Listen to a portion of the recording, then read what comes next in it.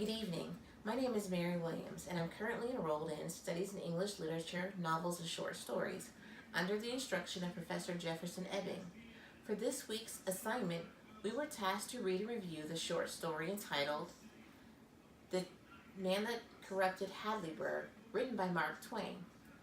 Mark Twain believes that human nature is inherently corrupted, therefore mankind is predestined by God to sin. From the very first page, Mark Twain describes this town as being very honest and incorruptible. The narrator states it was so proud of it and so anxious to ensure its perpetuation that it began to teach the principles of honest dealings to its babies in the cradle. The neighboring towns were jealous of this honorable supremacy and affected to sneer at Hadleybug's pride in it and call it vanity. But would Hadleybug's honesty stand a true test? Twain uses a hoax within a hoax to depict the true character of Hadleybug, and he likens it to the Great Fall. The hoax begins with a stranger arriving to the town and reaching the home of the Richards, to which he delivers a bag full of coins, gold coins, totaling the amount of $40,000. He instructs the Richards that they are to publish a letter inside the bag to identify the man in which he had an encounter with at his previous visit, who gave him $20 and a word of encouragement. They could either publish this letter publicly or privately. The man left the bag and departed. The Richards, who were an older couple and of poor means, were very curious about this bag.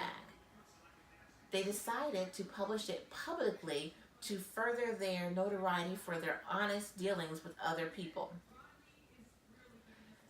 Weeks later, the Richards received a letter that stated it was a test statement to which they could use to identify the man who would come forward and identify himself as the man who engaged the stranger, giving him $20 and a word of encouragement. But what the Richards didn't know was that the other 18 founding families of Hadleybug also received the same letter. They all began to conceive and deceive themselves as they created stories for themselves to be used to claim the money at the town hall meeting. Chairman Burgess held a town hall meeting in which he would identify the person who was to take claim to the money, based upon the letters he would receive stating that they were the person the stranger had met. During the town hall meeting, Chair Burgess removed each letter one by one and read them aloud at the town hall meeting. 18 letters were read, but the letter from the Richards was not read.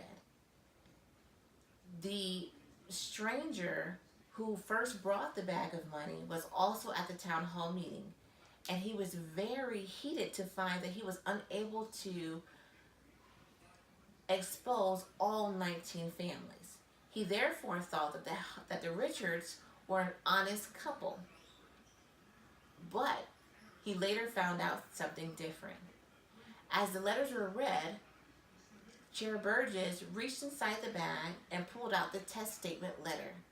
Not only were there 8 words that the claimants were required to report, but there were also an additional 15 words that the claimants were supposed to render unto the Chair Burgess word for word.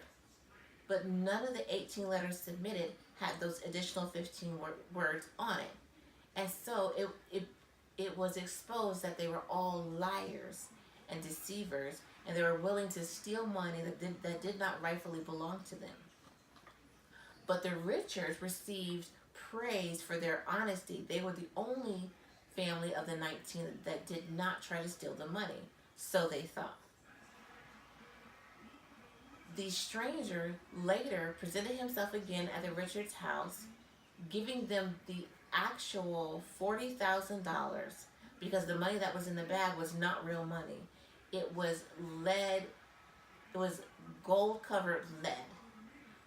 but he had traded it into the richest of the 19 families for the actual $40,000, and he had gifted a portion of that money to the Richards.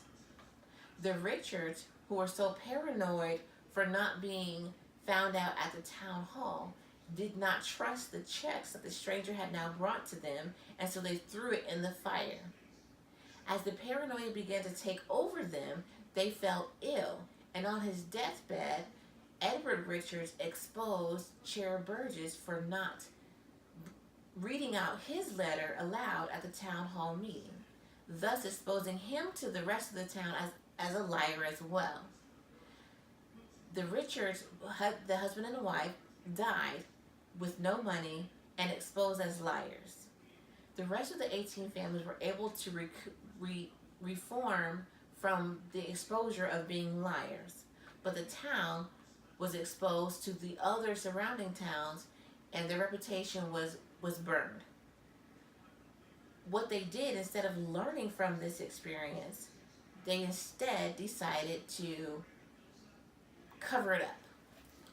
The writer writes, Hadleybug was allowed to change its name to Never Mind, I Will Not Give It Away, and leave one word out of the motto that for many generations had graced the town's official seal. It is an honest town once more, and the man will have to rise early that catches it slipping again.